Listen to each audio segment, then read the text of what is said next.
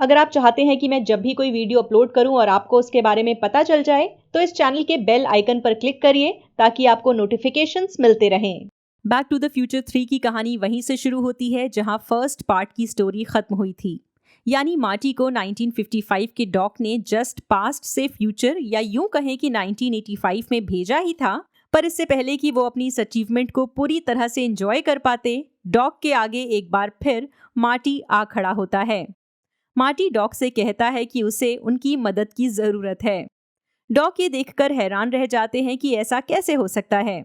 अभी अभी तो उन्होंने मार्टी को फ्यूचर में भेजा था।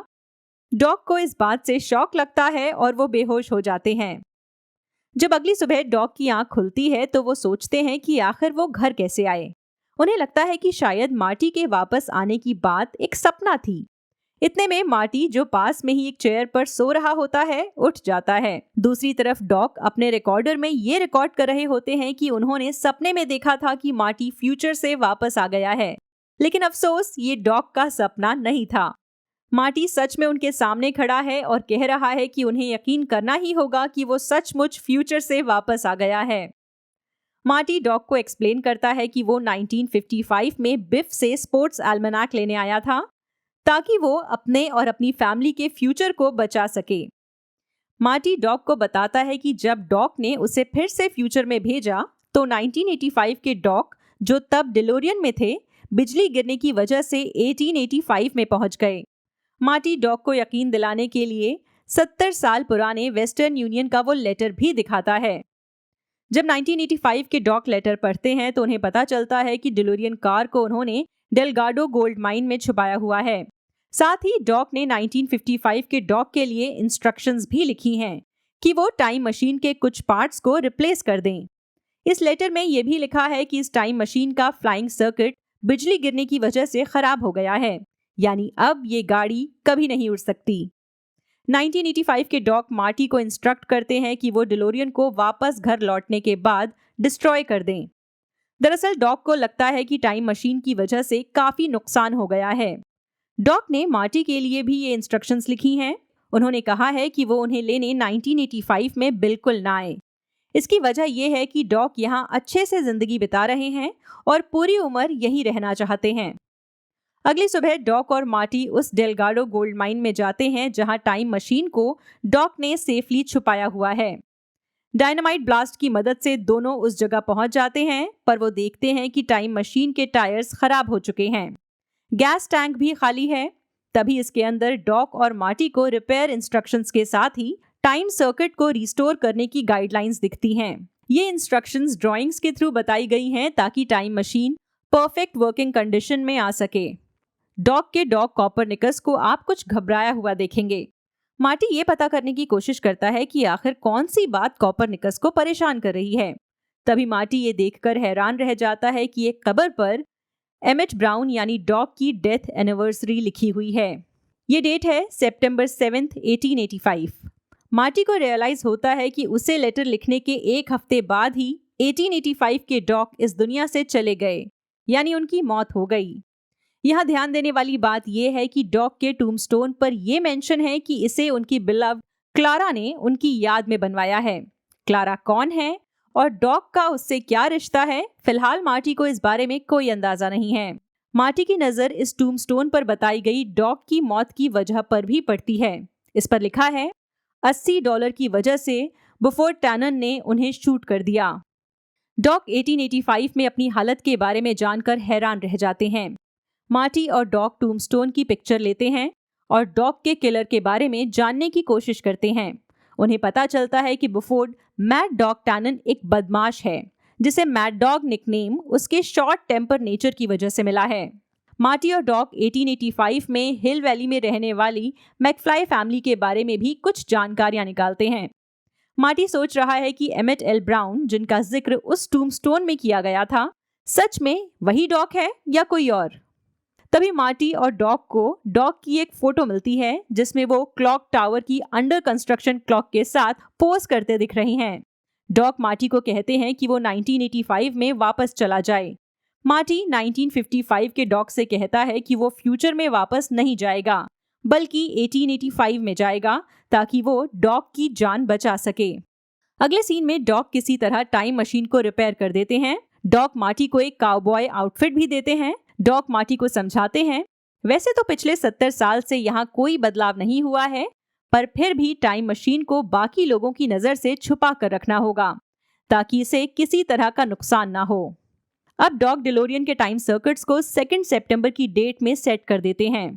अब क्योंकि ये लेटर 1 सितंबर को लिखा गया था, तो उनके हिसाब से अगर मार्टी 2 सितंबर को वहां पहुंचे तो बेहतर होगा। ये इसलिए भी किया गया है ताकि मार्टी डॉक के लिखे गए इस लेटर को, जो उन्होंने वेस्टर्न यूनियन के हवाले किया था, उसमें किसी तरह की दखल अंदाजी ना कर पाए और ये लेटर जिस तरह से उसे मिला वैसे ही मिले। जब मार्टी 1885 में पहुंचता है तो यहाँ उसका सामना अलग अलग लोगों से होता है। इसमें से एक ग्रुप कुछ नेटिव इंडियंस का है और दूसरा ग्रुप ब्रिटिश सोल्जर्स का है जो उनका खात्मा करना चाहते हैं। मार्टी डिलोरियन को एक गुफा में छुपा देता है। अपनी कार को पार्क करके जब मार्टी बाहर निकलता है तो उसे 2 प्रॉब्लम्स नजर आती हैं।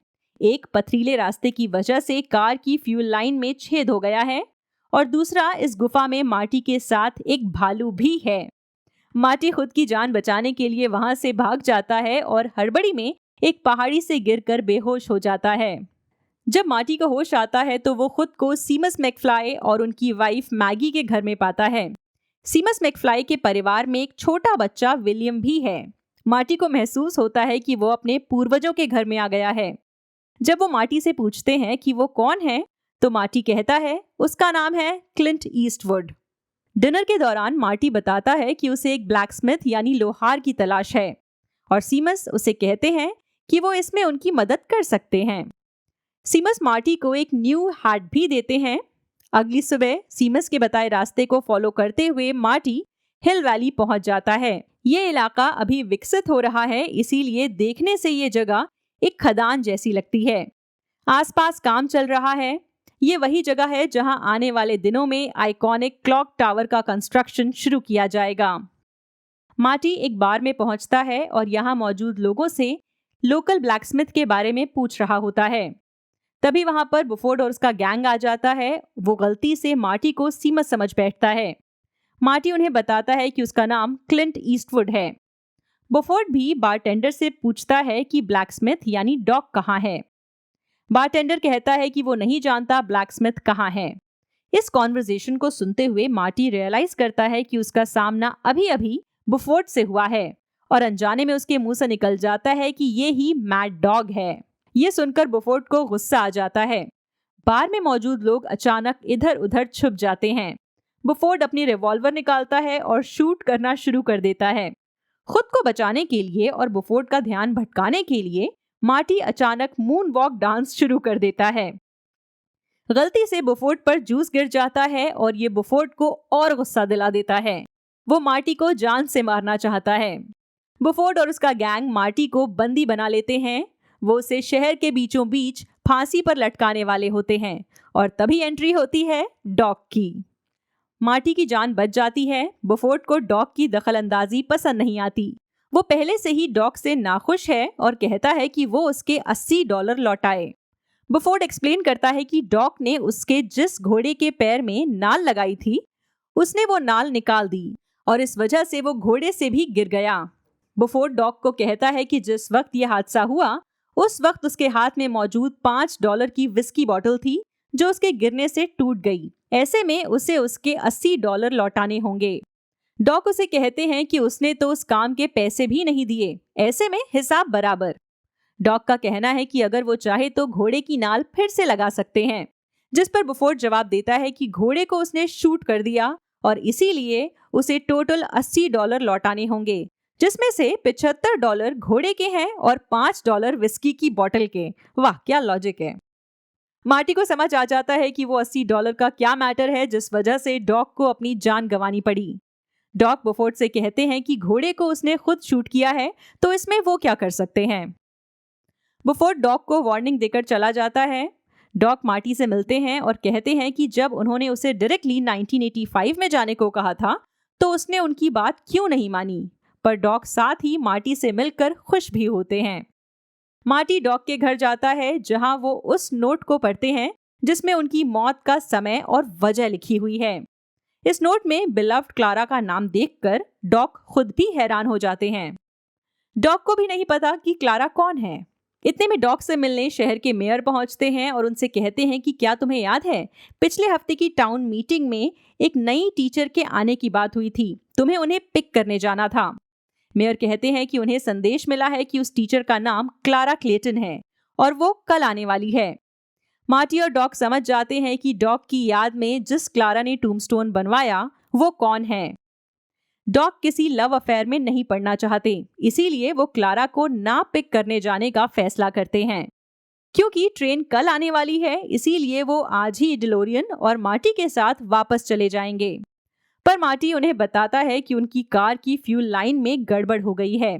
डॉक ये सुनकर चौंक जाते हैं। मार्टी उन्हें कहता है कि जब तक उनके पास फ्यूजन जनरेटर है वो वापस जा सकते हैं, पर डॉक का कहना है कि इसके बावजूद उनकी कार को गैसोलीन चाहिए जो अगली सेंचुरी तक अवेलेबल नहीं है, यानी पेट्रोल, और बिना पेट्रोल के डिलोरियन 88 माइल्स पर की स्पीड पर नहीं दौड़ सकती।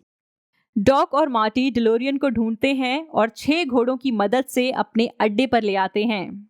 इस दौरान डॉक और मार्टी देखते हैं कि इन घोड़ों की वजह से उनकी गाड़ी सिर्फ 24 की स्पीड ही पकड़ पाई। इसके बाद डॉक और मार्टी एक एक्सपेरिमेंट करते हैं और एक अल्कोहलिक ड्रिंक को गाड़ी में डालते हैं। इससे होता यह है कि गाड़ी में गड़बड़ हो जाती है। गाड़ी के इस पुर्जे को फिर से बनाने के लिए करीब 1 महीने का वक्त लगेगा।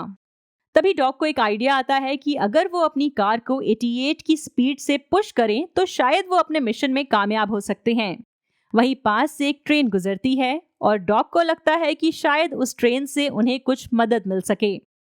डॉक और मार्टी ट्रेन के इंजीनियर के पास पहुंचते हैं, ये जानने के लिए कि क्या ट्रेन के स्टीम इंजन से उन्हें 90 तक की स्पीड मिल सकती है।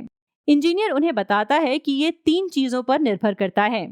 पहला, स्ट्रेट ट्रैक, दूसरा, उसके पीछे कोई भार ना जुड़ा हो, और बॉयलर में पर्याप्त मात्रा में हीट हो, यानी कि प्रॉपरली कोयला जल रहा हो।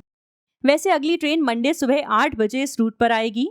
डॉक रेलवे मैप चेक करते हैं और उन्हें पता चलता है कि एक सीधा ट्रैक है तो, मगर वो 1985 में एग्जिस्ट करता है, पर 1885 में अभी ऐसा कोई रूट नहीं बना है। मार्टी सोचता है कि उन्हें अपने प्लान में बदलाव करना होगा, क्योंकि ये रूट कंप्लीट नहीं है और वहां मौजूद बोर्ड पर लगे नोटिस को देखकर ये साफ है कि अगले 18 महीनों तक उस रूट के कंप्लीट होने के आसार नहीं हैं। डॉक मार्टी से कहते हैं कि वो टाइम मशीन के थ्रू टाइम ट्रैवल करेंगे, इसीलिए 1985 में वो ब्रिज मौजूद होगा, और अगर वो 88 की स्पीड पकड़ लेते हैं तो इस रूट के किनारे पर पहुंच जाएंगे और इंस्टेंटली, यानी कि फौरन टाइम ट्रैवल कर लेंगे। मतलब 1885 से ट्रेन चलेगी और जब तक ट्रैक का रास्ता खत्म होगा ट्रेन फ्यूचर में चली जाएगी और उसे आगे बढ़ने के लिए ट्रैक मिल जाएगा। मार्टी और डॉक वापस लौट रहे होते हैं और उन्हें किसी के मदद मांगने की आवाज सुनाई देती है। वो देखते हैं कि एक घोड़ा गाड़ी में से कोई चिल्ला रहा है। डॉक और मार्टी वक्त रहते घोड़ों से जुड़ी गाड़ी को अलग कर लेते हैं और उसमें बैठी लेडी की जान बचा लेते हैं। ये कोई और नहीं बल्कि खुद क्लारा क्लेटन है। डॉक और मार्टी क्लारा को ड्रॉप करते हैं। क्लारा और डॉक एक दूसरे से पहले ही काफी इम्प्रेस्ड हैं। क्लारा डॉक के हम्बल नेचर को देखकर उन्हें पसंद करने लगी है और ये जानकर वो और खुश हो जाती है कि डॉक एक साइंटिस्ट हैं। डॉक और मार्टी क्लारा को गुड बाय कहकर चले जाते हैं। वापस जाते हुए डॉक मार्टी को बताते हैं कि कैसे मिस क्लेटन खाई से नीचे गिरने वाली थी। तभी मार्टी को याद आता है कि हिस्ट्री की क्लास में उसे बताया गया था कि क्लेटन रेवाइन एक स्कूल टीचर के नाम पर पड़ा था जो करीब 100 साल पहले उस घाटी में गिर गई थी। डॉग भी ये बात रियलाइज करते हैं कि किस तरह से उन्होंने इस ऐतिहासिक घटना को बदल दिया है। वो इस टाइम मशीन के आविष्कार को डिजास्टर कहते हैं। अगली सुबह डॉग डिलोरियन को फिक्स करते हैं और एक मॉडल के थ्रू अपना प्लान बताते हैं कि कैसे वो फ्यूचर में जाएंगे। डॉग बताते हैं कि संडे नाइट वो टाइम मशीन को ट्रैक्स पर रख देंगे और जब सुबह 8 बजे ट्रेन स्टेशन से निकलेगी तो वो ट्रेन का ट्रैक स्विच कर देंगे ताकि टाइम मशीन को 88 की स्पीड मिल सके और वो टाइम ट्रैवल करके वापस 1985 में सेफली पहुंच सकें। मार्टी इस दौरान नोटिस करता है एक मार्क जिस पर लिखा है point of no return. Dog बताते हैं कि अगर प्लान फेल होता है तो वो इस सेफ पॉइंट पर रुक सकते हैं, लेकिन एक बार इस मार्क से आगे निकले तो दो चीजें हो सकती हैं, या तो वो फ्यूचर में सेफ लैंड करेंगे या फिर सब खत्म। तभी यहाँ क्लारा आ जाती है।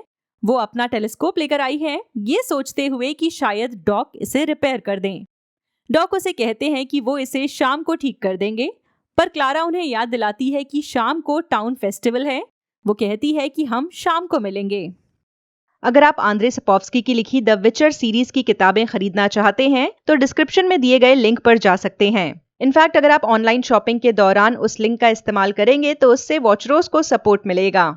फिर शाम को मार्टी और डॉग टाउन फेस्टिवल में पहुंचते हैं। इस फेस्टिवल में उस क्लॉक को एक्टिवेट किया गया जो आगे चलकर क्लॉक टावर में लगाई जाएगी। इस फेस्टिवल में कई लोग शामिल होते हैं और बाकी लोगों की तरह मार्टी और डॉग भी क्लॉक के साथ फोटोज खिंचवाते हैं।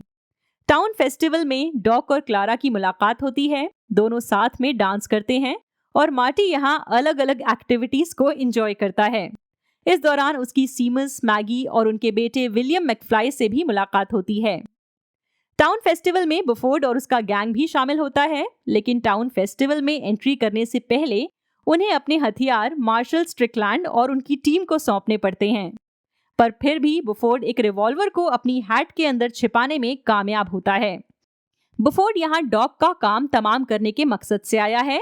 बुफोर्ड डॉग की बैक साइड पर गन रखकर उसे मारने की धमकी देता है, पर इतने में बुफोर्ड की नजर क्लारा पर पड़ती है और वो उसे अपने साथ डांस करने के लिए कहता है। डॉग एक जेंटलमैन की तरह कहते हैं कि इससे बेहतर होगा कि वो उसे गोली मार दे। डॉग की जान बचाने के लिए क्लारा बुफोर्ड के साथ डांस करने के लिए राजी हो जाती है।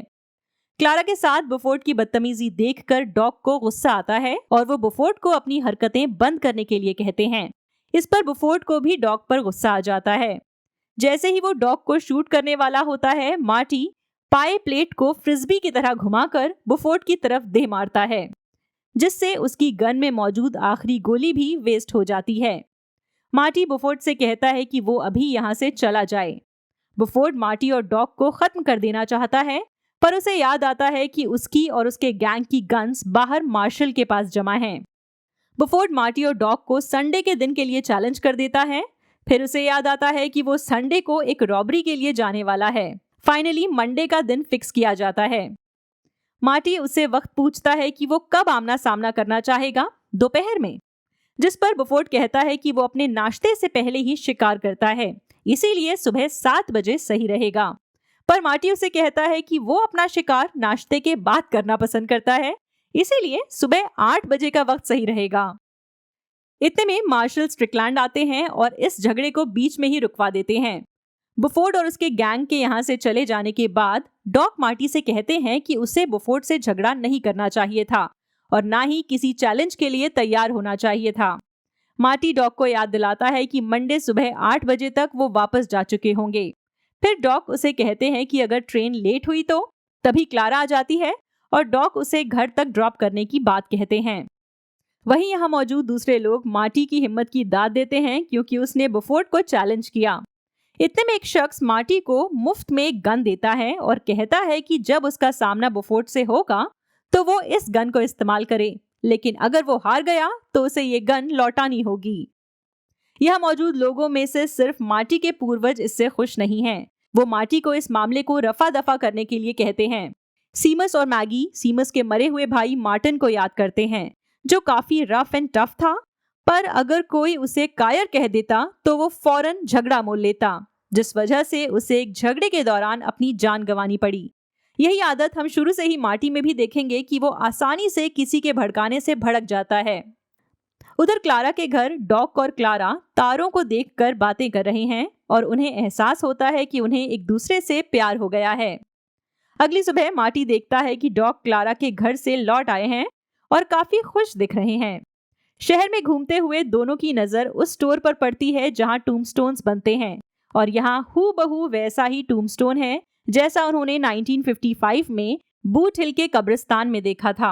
डॉग फोटोग्राफ चेक करते हैं और देखते हैं कि इस फोटो में टूम्बस्टोन पर डेट तो मौजूद है, लेकिन यहाँ किसे दफनाया गया ये क्लियर नहीं है। मार्टी और डॉक आगे चलते जाते हैं और एक शख्स कॉफिन के लिए मार्टी का नाप लेता है।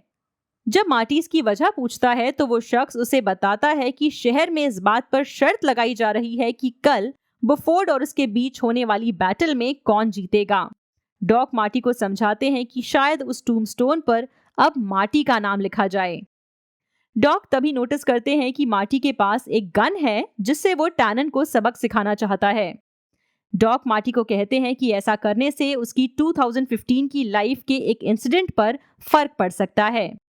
मार्टी जानना चाहता है कि उसके फ्यूचर में ऐसा क्या हुआ है कि डॉक उसे चेतावनी दे रहे हैं, पर डॉक मार्टी को कुछ भी बताने से इनकार कर देते हैं।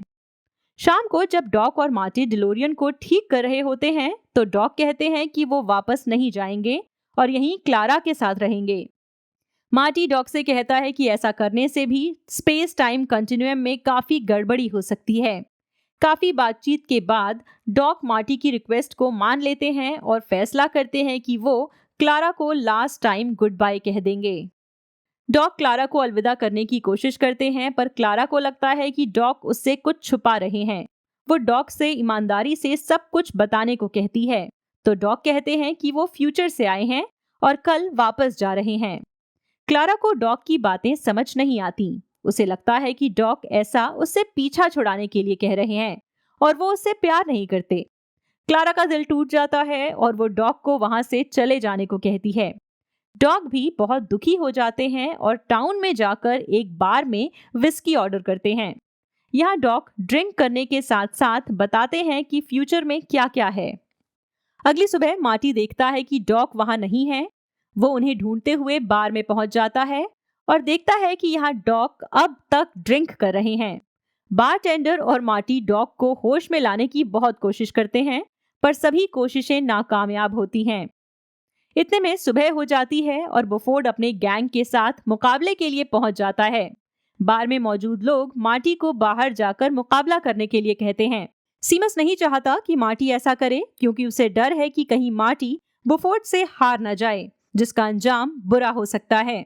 वहीं वक्त पर डॉग को होश आ जाता है। डॉग और मार्टी बार के पीछे के रास्ते से निकलने के बारे में सोचते हैं, लेकिन बुफोर्ड के गैंग मेंबर्स डॉग को पकड़ लेते हैं। मार्टी जो छिपने की कोशिश कर रहा होता है, उससे बुफोर्ड अल्टीमेटम देता है कि वो 1 मिनट के अंदर बाहर आ जाए, नहीं तो वो डॉग को गोली मार देंगे। उधर क्लारा वापसी के लिए 8 बजे की ट्रेन लेती है। वो सैन फ्रांसिस्को वापस लौट रही है। जैसे ही क्लारा ट्रेन में बैठती है, उसकी पिछली सीट में वो ही सेल्समैन बैठा दिखाई देता है जो पिछली रात बार में डॉग से बातें कर रहा था। वो शख्स किसी को बता रहा था कि कल रात वो जिससे मिला उसकी लवर का नाम क्लारा है और वो बेचारा ब्रेकअप से बहुत सदमे में है। ये सुनकर क्लारा डॉग का हुलिया बताते हुए उससे कंफर्म करती है कि क्या वो डॉग ही था जिसके बारे में बात हो रही थी। क्लारा को यकीन आ जाता है कि डॉग झूठ नहीं बोल रहे थे। वो इमरजेंसी ब्रेक लगाकर ट्रेन से उतर जाती है और हिल वैली की तरफ बढ़ती है। टाउन में बुफोर्ड और मार्टी के बीच मुकाबला चल रहा है। मार्टी बुफोर्ड के सामने आ जाता है और हथियार डालकर कहता है वो इस मुकाबले को मर्दों की तरह सेटल करना चाहता है। बुफोर्ड बिना सुने मार्टी पर गोली चला देता है और मार्टी वहीं गिर जाता है। बुफोर्ड को लगता है कि उसने मार्टी को मार गिराया है, पर जब वो मार्टी के पास जाता है तो मार्टी उठ खड़ा होता है और दिखाता है कि उसके कपड़ों के अंदर बुलेट से बचने का इंतजाम है। ये वो आयरन स्टोव है जो उसे बार के अंदर छुपने के दौरान नजर आया था, और बाहर आने से पहले मार्टी ने इसे अपने कपड़ों के अंदर इस तरह से लगाया कि वो बुलेट से बच सके। मार्टी बुफोर्ड को कई पंच मारता है, जिससे बुफोर्ड गोबर के ढेर में गिर जाता है। मुकाबले के दौरान बुफोर्ड उसी टूम्बस्टोन पर जा गिरता है जो फोटो में मौजूद था। क्योंकि अब वो टूम्बस्टोन टूट गया है, तो जब मार्टी और डॉग फोटो की तरफ देखते हैं तो टूम्बस्टोन अब फोटो से गायब हो चुका है। इसी बीच एक डेप्यूटी मार्शल अपनी टीम के साथ यहाँ पहुंचते हैं और टैनन को पाइन सिटी स्टेज में डाका डालने के जुर्म में गिरफ्तार कर लेते हैं। तभी डॉग और मार्टी को ट्रेन के आने की आवाज सुनाई देती है और दोनों फौरन घोड़े पर बैठकर वापसी की तैयारी करते हैं। मार्टी जाते जाते अपनी गन सीमस को देता है और कहता है कि इसकी कीमत $12 है। फिर मार्टी और डॉग ट्रेन की तरफ रवाना होते हैं। वहीं क्लारा डॉग की ब्लैकस्मिथ शॉप में पहुंचती है। यहाँ क्लारा की नजर डॉग की टाइम मशीन के मॉडल और प्लान पर पड़ती है, जिस पर मार्टी और डॉक ने हाल ही में एक ट्रायल रन किया था। वो फौरन घोड़े पर बैठकर ट्रेन की तरफ बढ़ती है। डॉक और मार्टी ट्रेन को रोककर इंजन को दूसरे ट्रैक पर स्विच करने में कामयाब हो जाते हैं और इंजन की हेल्प से टाइम मशीन मूव करती है। टाइम मशीन उस स्पीड से रन करने लगती है जो स्पीड टाइम मशीन को टाइम ट्रैवल के लिए चाहिए। डॉक इंजन को ज्यादा स्पीड देने के लिए फायर बॉक्स में प्रेस्टो को डालते हैं, जो जलने पर लकड़ी और कोयले से ज्यादा असरदार साबित होता है। इस दौरान मार्टी और डॉक एक दूसरे से वॉकी टॉकी के थ्रू कांटेक्ट कर रहे हैं कि सब कुछ प्लान के मुताबिक जा रहा है या नहीं, क्योंकि मार्टी डिलोरियन के अंदर है और डॉक ट्रेन के इंजन पर। क्लारा भी यहाँ पहुंच जाती है। आपको बता दें कि क्लारा डॉक की शॉप पर उनके प्लान के ट्रायल रन को देख चुकी थी, इसीलिए जब वो एक रुकी हुई ट्रेन को देखती है तो वो डायरेक्ट दूसरे ट्रैक की तरफ बढ़ जाती है और फाइनली उसी ट्रेन तक पहुंच जाती है जिस पर डॉक हैं। जब क्लारा ट्रेन पर पीछे से चढ़ने की कोशिश करती है तो फ्रंट साइड से डॉक ट्रेन से उतरने की कोशिश करते हैं। तभी प्रेस्टो का फर्स्ट लॉक जलता है और थोड़ी आतिशबाजी या धमाके जैसा कुछ होता है। इसे क्लारा उछलकर इंजन के अंदर पहुंच जाती है। अंदर डॉक को नहीं पाने पर क्लारा स्टीम विसल बजाती है। डॉक जो ट्रेन से उतरकर डिलोरियन में जाने की कोशिश कर रहे होते हैं, वो स्टीम विसल सुनकर पीछे मुड़ते हैं तो यहाँ क्लारा को देखकर हैरान रह जाते हैं। क्लारा डॉक से कहती है कि वो उनसे बहुत प्यार करती है। इतने में डिलोरियन विंडमिल मार्ग को क्रॉस कर देती है और ये वही पॉइंट है जहां से अब वापस लौटना या ट्रेन को रोकना पॉसिबल नहीं है। डॉक डिसाइड करते हैं कि वो क्लारा को भी साथ लेकर जाएंगे। वो क्लारा को उनकी तरफ आने के लिए कहते हैं। वो क्लारा की तरफ बढ़ते हैं, तभी प्रेस्टो का फाइनल लॉग एक्सप्लोड होता है। इससे क्लारा का बैलेंस बिगड़ जाता है और वो ट्रेन से गिरने वाली होती है, मगर मार्टी डॉक की मदद करने के लिए फ्यूचर से अपने साथ लाया हुआ हॉवरबोर्ड बढ़ा देता है। डॉक इस बोर्ड की मदद से क्लारा को बचा लेते हैं और उसे गोद में उठाकर हवा में उड़ जाते हैं। साथ ही अब डिलोरियन 88 की स्पीड पकड़ लेती है और अचानक गायब हो जाती है, जबकि इंजन खाई से नीचे गिर जाता है। मार्टी खुद को 1985 में पाता है, जहां डिलोरियन एक कंप्लीटेड ब्रिज पर चलती हुई दिखाई दे रही है। इस ब्रिज का नाम दिया गया है ईस्टवुड रेवीन, यानी फ्यूचर बदल गया है, जिसमें क्लारा मरी नहीं है और ना ही उसके नाम पर यहाँ की खाई का नाम है, बल्कि इसका नाम मार्टी के पास्ट में अपनाए गए कैरेक्टर पर बेस्ड है। खैर, दूसरी साइड से एक ट्रेन आती हुई दिखाई देती है और जैसे ही मार्टी को ट्रेन का हॉर्न सुनाई देता है, वो गाड़ी से कूदकर बाहर आ जाता है। जब मार्टी उठता है तो देखता है डिलोरियन ट्रेन के आगे आने की वजह से टूट रही है। ट्रेन के गुजर जाने के बाद मार्टी टाइम मशीन के मलबे को देखता है और उदासी के साथ कहता है, डॉक जैसा आप चाहते थे वैसा ही हुआ।